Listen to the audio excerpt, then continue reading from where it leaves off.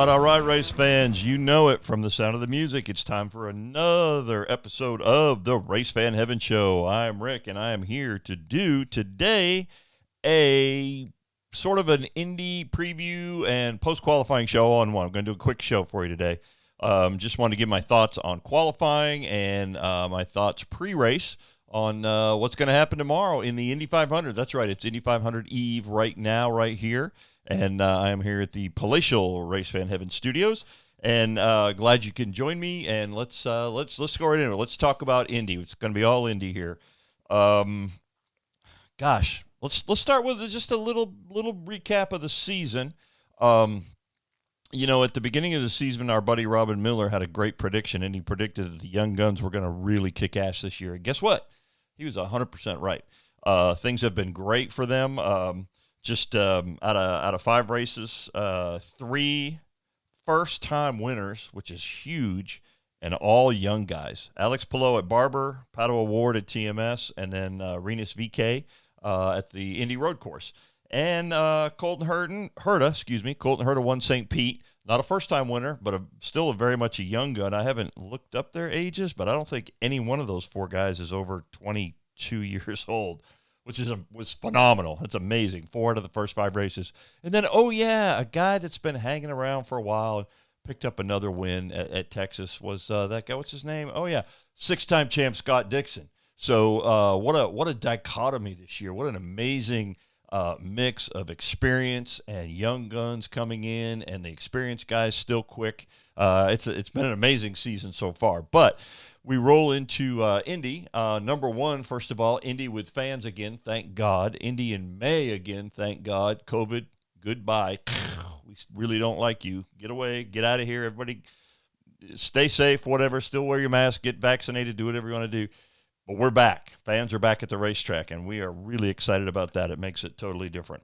So practice was pretty uneventful for qualifying. Not a lot of huge surprises, I guess, in the first week or so, and rolling into quali. Big surprises in quali though. First off, let's start with the non-surprises. Scott Dixon, fast from when it rolled off the truck at Indy. Almost every session near the top or at the top in times. Toe, no toe. He was just fast. The car has been a little faster than everybody else since they hit the ground. Quali was fun. Now this year we had 35 cars, so two were going to get bumped. Unfortunately, we always hate to see that, but makes it really exciting. Except for the 2 that go home, unfortunately. But some of the young guys, a lot of the young guys actually, were really fast in practice. Really no incidents. Ferrucci put it in the wall once, but other than that, Palou too. I'm sorry, Palou put it in the wall as well. But no injuries, no big things. Just everybody working on their cars and getting quicker and quicker. So we roll into quali, and quali day 1. Again, really the only surprise. Quali day 1 was the biggest surprise, and I don't know if they've figured it out yet, and I don't think anybody else has figured it out yet, but Will Power, slow all day.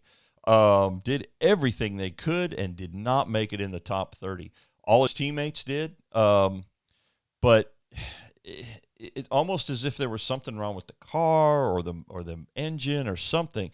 They tried everything. I mean, it's a Penske team. They have everything. They have everything you can get. They have all the data. They have all of the, possible configurations. They got tons of teammates they can pull data from and try different setups. And Will was just plain slow. It's just phenomenal how that can happen. A former winner, the most prolific pole winner in IndyCar right now, has the most poles of anybody, oval, street race, whatever, and he's slow.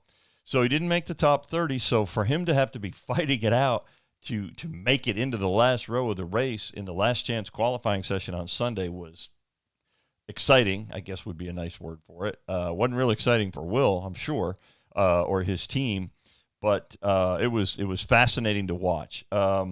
So your last chance qualifiers, on the outside looking in were Karam, Simona Di Silvestro in the Beretta Motorsports, the all-female team that we're all pulling for, that we've all heard about.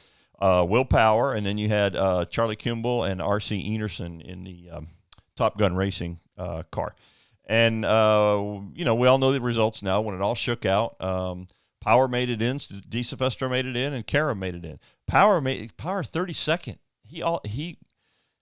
He was out qualified by 31 other cars. Will Power. What in the world is going on? Sorry, I hit my desk so hard that I jarred the camera.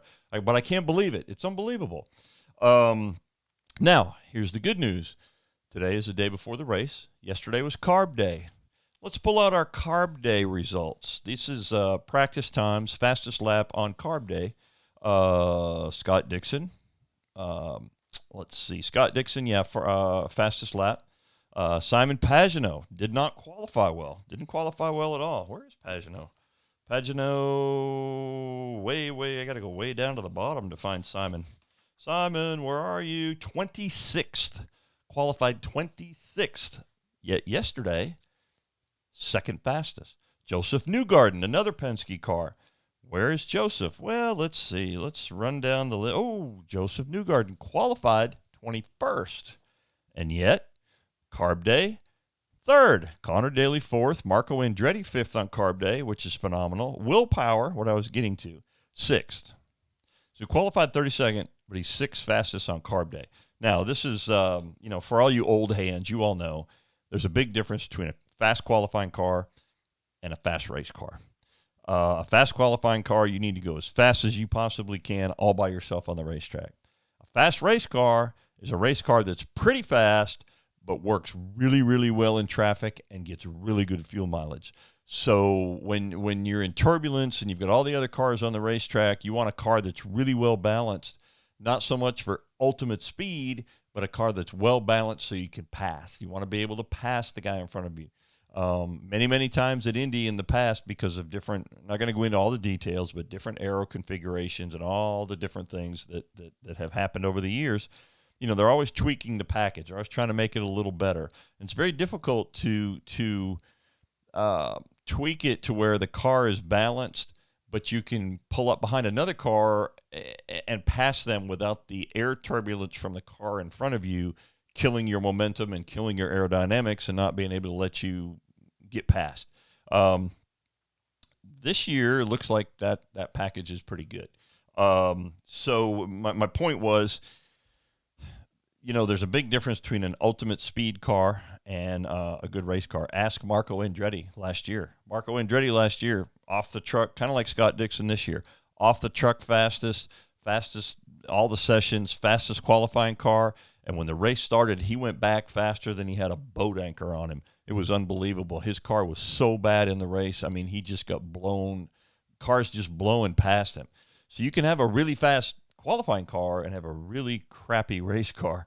I don't think Scott Dixon has that this year, but it surely can happen. So, again, my point is, big difference between quali and carb day. Carb day is the final practice before the race. Now, a lot of times carb days will be kind of quiet, guys just out there working on their race setups. You've got, a couple hours to fine tune your car. It's the last time you're going to be able to drive your car, have your car on the track before the start of the race tomorrow on Sunday.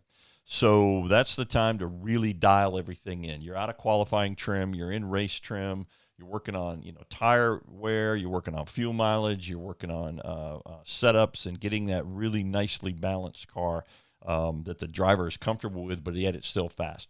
You can make a car really, really fast, and the driver is really uncomfortable because it's on the edge of crashing every second of every lap. And you just can't do that the whole race. You've got to have a car that's balanced, and that you're really able to, to make that thing happen and to be able to pass other cars and in traffic and things like that. So that's why what I'm leading up to is Carb Day yesterday was phenomenal. I've watched it twice. I watched it live, and then I watched it again last night and this morning, the replay. On Peacock, by the way, we'll have a whole discussion about Peacock later, but I know a lot of people are not thrilled with Peacock, but Peacock has stepped it up for IndyCar coverage, and we'll talk about that later, but it's great. You can watch replays now and everything, and it's $5 a month. You can't beat it. Plus, you get all the other Peacock stuff, too, if you like to watch TV. So, Carb Day was phenomenal yesterday, man. I mean, race fans, I can't remember a Carb Day where I saw so much passing. It looked like race day. I mean, those guys were out there passing, and I mean, they were able to pass each other. They were packed up pretty tight. They were all very equal. And after Carb Day, almost every single driver said, I like my car. I like how it feels. I like the speed. And that's a big, big deal because that's going to translate to tomorrow to the race. Now, the other good news for tomorrow is the weather's looking great. It's looking to be a cool, sunny day with very little chance of rain and cooler temperatures too, which makes for speed. As always at Indy is a very finicky track. It doesn't take a lot to, you might think you have an amazing car on Carb Day on Friday and a slight change in everything from humidity to temperature, whatever. And Sunday you're way off. It happens. But everybody was really feeling great about their cars yesterday, which bodes for a phenomenal race tomorrow. I don't want to. I love people that whatever, fans, commentators, experts, call them what you will. People that have been around forever. I love when they make predictions. They predict. Oh, I know what's going to happen. Scott Dixon's car was so fast, and he's going to lead the whole race. They don't know. It's the Indy 500. This is not some sprint race somewhere. This is the Indy 500, man. Anything can happen. Look at Marco last year. Totally the fastest car all the way through from practice through quali, and on race day he flat out sucked. That can happen tomorrow too. It can happen to Scott Dixon. So we're gonna see. But I love all these commentators that come out and make these predictions. Oh, I predict this is gonna happen and that's gonna happen, and I'm telling you who's gonna be fast. I'm telling you, you can watch and you can get some ideas and you can have some opinions, but none of us really know. If we really knew, we wouldn't have to run the race. We could just call it right now. Hey, Scott Dixon won. It's over. So a lot's gonna happen tomorrow, and it really looks like it's gonna be just a fantastic day. I think it has. I guess I'll make a prediction now. Not going to say it will happen, but it has all the elements and all the earmarks leading up to it of being a tremendous race, to being very competitive, to having a lot of passing, to have a lot of things going on. Now, I say that, and the race could start, and Scott Dixon could take off and lead the whole thing. He could have a 10-second lead in 10 laps and never give it up and win the thing by a half a lap. It could happen. I don't think it's going to happen, but it could happen. I think the racing mid-pack is going to be even more awesome because back there you've got, you got a lot of turbulence. You got all that turbulent air back there, and guys that would, really have their cars dialed in, are going to be moving up, and there's going to be some that are moving back. Of course, the normal, tires, the softer tires versus the harder tire compound. When you run that, fuel mileage is going to be a big thing. Fuel mileage is always big at Indy. Ask Alexander Rossi, 5 years, he won it strictly on fuel mileage, but hey, he won, so, whatever. Brian Herta, by the way, was calling that race for him, and he's the one that really masterminded that win. Now, Rossi had to drive, and Rossi had to have the discipline to listen to Brian. And when they decided they were going to go for fuel mileage, and that was really, really hard. That's the most difficult thing for a race driver to do, is to hear your engineer during the race when you're wanting to go as fast as you can possibly go, say, dial it back, slow down, slow down, slow down, slow down. We're going to make the fuel number. It's phenomenally hard to do because you're a race driver. The one thing you want to do is go faster than everybody else. But my point there is that, Brian Herta, that was 5 years ago, won the race with him. 10 years ago, Brian Herta was calling the race for Danny Weldon and won as well. So if you believe in numerology, every 5 years, whatever, he's calling the race for his son Colton this year. So 555 Could it happen? Absolutely. Colton Herta was fast all through quali, starting second, middle of the front row. Anything could happen. It's going to be really cool to watch. Let's see other notable news. Let me check my notes because there's so much that happened the last couple of weeks. The Will Parr story, of course, is the big thing. Now, another big story at Indy this year, it has been the last few years, is Honda versus Chevy, the two power plants, the two engines, horsepower versus fuel mileage. It appeared in quali that Honda really had the edge in pure horsepower and qualifying speed, but and it's a really odd thing. All the Penske cars were not really Fast Nine all week. Really didn't look like they were even going to be in the Fast Nine. The times just weren't there. So everybody said, "Oh well, they have Chevys, and the Chevys are just down on power and whatever."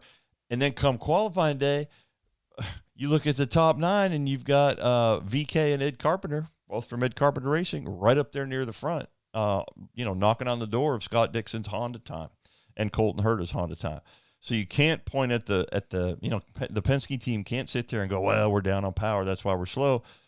When a couple garages down, Ed Carpenter Racing's got the same motor, and they're running for the pole. So some really interesting things going on there.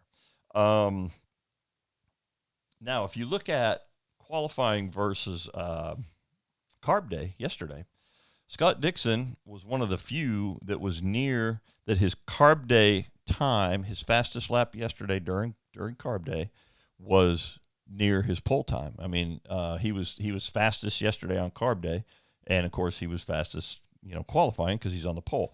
For anybody that's maybe less of a race fan, or maybe you're an F1 fan and you're just catching on to IndyCar, which I hope that's the case. I'm a big F1 fan too. Don't get me wrong, I love F1, but IndyCar, man, the competitiveness and the equality in the cars and all that, from a pure racing fan standpoint, for the action on the track. I'm not talking about technology and all that, but just a womano. How do you say a womano? You get the mono a mono. I'm not sure how to do that. I'm not dissing women at all. Please, no emails, no tweets, please. But it's more driver against driver and team against team and strategy than it is the car. In F1, we all know certain cars that are faster than others, period, no matter who you put in them. Ask George Russell. But in IndyCar, it's so much more equal. And if you look at the times, even the qualifying times were phenomenally close all the way through the field. I mean, just inches, over a 10-mile qualifying run. A lot of these guys beat the next fastest time behind them by literally inches over that 10 miles, which is just amazing. So Scott Dixon was really the only one that was fast quali and fast carb day. Everyone else, I'm looking at the top 10 on carb day here, and you've got, let's just compare this real quick, just to kind of give you an idea. So Simon Pagenaud, second on carb day, qualified 26th. Joseph Newgarden, third on carb day, qualified 21st. We talked about that. Connor Daly, fourth on carb day. Fourth fastest, qualified. Sorry, I should have written this down before I started. Where was Connor? Connor was, I can't even find him. Oh, 19th. Let's see, fifth on carb day, Marco Andretti, who qualified 25th. Will Power, we talked about, sixth on carb day, qualified 32nd. Scott McLaughlin, seventh on on carb day, qualified 17th. Tony Kanaan was close. Tony Kanaan was 8th on carb day and 5th on quali. Sato, 9th on carb day, but qualified 15th. So you're seeing what I'm seeing here. So you got a whole lot of guys that didn't qualify near the top that on carb day were fast. So they're going to be starting from the back, moving forward, and it's going to be a whole different thing tomorrow, probably. Based on qualifying times. Two different worlds. Qualifying and the race are two different things. But again, I go back to that one thing. The only one that has been consistently fast and consistently at the very top of the times, all the way through practice, all the way through qualifying, and all the way through carb day, was the Iceman, the man, the 6-time champ, Scott Dixon. So it's pretty hard to bet against him tomorrow. Um, excuse me. Let's see. Any other stories? Of course, we talked about, one of the big stories this year is the female-led Peretta Motorsports team. Beth Peretta putting together that deal with Roger Penske and the IndyCar diversity program. Simona de Silvestro, they made it in the field, so they're going to be fun to watch. They've got, I think they ended up with their over-the-wall crew has 3 or maybe 4 female members. The pit crew, the actual pit stop crew. They have, of course, the owner and a lot of the staff are female. Of course, the driver's female. A lot of female engineering as well on that team. So it's really cool to see. They're really, the girls are really kicking ass, and that's a good thing. And it's good to see them get involved more and be fast. And I think Simona's a really, really smart and a very good race car driver. She didn't qualify great. Kind of had the same thing as Will Power, but that reminds me. What did she do on carb day? Because I did not see. Sadly, she was not quick on carb day either. 32nd. But you know what? Rinus VK qualified 3rd. He's on the front row starting tomorrow. 3rd in the Fast 9, but he was 31st quick yesterday in carb day too. So again, really hard to predict. A lot of people on carb day are working on their race setups and a lot of different things, trying a few different things. And so we're going to see how it goes. It's going to be fascinating. It's going to be such a great race tomorrow. It's going to be so much fun to watch, the comers and goers and everything. Let's see. Another one to watch, I would say, is Jack Harvey. Jack Harvey was quick through practice, quick through quali, looked like he was going to be Fast 9. Then he had a tire problem in quali, and that put him back to 20th in qualifying. Let's see what he did on carb day. Where was Jack? Ooh, he was slow on carb day too. Very interesting. 29th on carb day, but he was quick all week before quali. So again, we don't know what's going on there. I think he's going to be fun to watch. He's really good at Indy.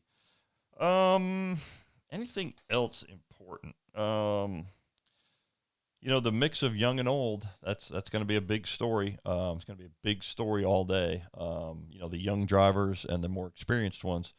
It's funny. They say that Indy rewards experience, and it's all about experience. And in some ways it is, but also it also rewards just being freaking fast, fast when you need to be. And,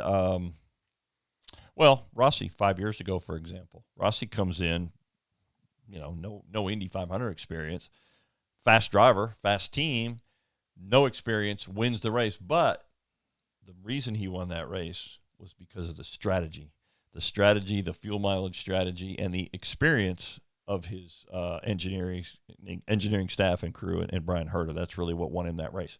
So it's not just the driver, the experience of the driver; it's the experience of the team too. Indy, there's you got tons of pit stops. You got to know when to pit. The fuel mileage situation, tire deg, going back and forth on tires. Going to be real interesting to see who masters that and masters the conditions. My personal opinion, and again, not a prediction, but if I had to guess, I would say that the race tomorrow is probably going to come down to, it's going to be exciting through the whole race, I think. I think there's going to be a lot of passing. And I don't know who exactly, but I think at the end, I think the last 20 laps could be phenomenal. I think they could be just unbelievable. I think we could see a pass in the last corner for the win. It's possible. I hope we do. It'll be fun. It'd be great. But I'm not going to predict a driver because it's just too unpredictable. There's out of 33 drivers, conceivably 15 or 20 of them could possibly win the race. Look at Rossi 5 years ago with the fuel mileage. Nobody would have dreamed that would happen. But the way Indy's a long race, and it plays out sometimes in very, very different ways. And if you're on a strategy and it kind of falls into your lap and things happen and yellow flags and all these other things that that go into the big mix of getting to the finish line first, anything could happen. Anything can happen at Indy. So it's going to be fun to watch. I know I've said that a ton of times, but I'm excited. I'm fired up, man. I wish I was there. Unfortunately, couldn't make it this year, but really, really excited to watch it. I'm going to be glued to the TV tomorrow from the start of pre-race all the way to post-race, and we'll do a recap probably Monday, hopefully Monday or Tuesday, maybe Monday, and hopefully we're going to have a lot of really cool stuff to talk about. So let's have a safe race. Let's have a great race. If you're there, oh gosh, I wish you all the best. It's going to be a fun race to be there and watch, and the fans are back, and we're going to have a really good time watching it. So get prepared. Make sure you got all your supplies ready. Get the TV. The balance just right. Make sure you're right in the right place. Make sure you have your beverages and your snacks ready to go, because I think once you start watching this race, you're not going to want to walk away from the TV. I think you're going to be watching it pretty much all the way through. So all y'all have fun, and we hope that everyone is safe and has a fantastic and phenomenal race. And for all of you with favorites, I hope your favorite wins. So until then, we will tune in for the race recap on Monday. Check us out on our website, racefanheaven.com. Check us out on Twitter, racefanheaven. On Facebook, Race Fan Heaven. Check us out, and we'll be back soon to recap the race in a couple of days. Enjoy it and have a great time, race fans.